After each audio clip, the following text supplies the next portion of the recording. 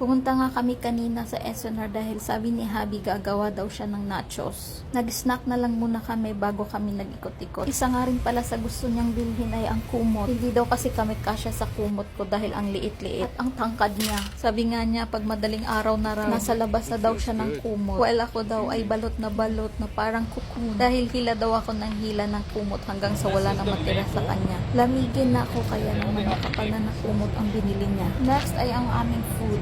Maliit lang ang fridge ko sa condo kaya konti lang din ang pwede namin ilagay. Nagustuhan niya ang sausage and bacon na binili ko last time kaya ito na rin ang kinuha niya. Wala na rin pala kaming eggs tsaka tinapay kaya kumuha na rin si Happy. Next ay ang mga kailangan niyang bilhin ingredients para sa kanyang gagawin nachos. Nag-ikot-ikot pa nga kami hanggang sa madaanan namin itong ice cream section. Natatawa nga si Happy dito dahil alam niya na mahilig ako sa ice cream. Especially ang chocolate flavor.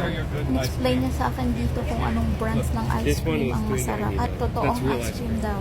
Akala ko hindi ako bibilhan ni Habi ng ice cream dahil sabi niya magme-melt daw ito. Pero nang malapit na kami sa counter, kumuha siya ng isa at sinabay niya. Nag-ikot-ikot pa nga kami and then naalala ko na kailangan din pala namin ng nuggets. Kaya ako na lang ang kumuha habang si Habi ay naghahanap ng chips para sa kanyang nachos na gagawin. Katapos na nito ay pumila na kami sa counter para makauwi na rin kami. At magdi-dinner pa kami.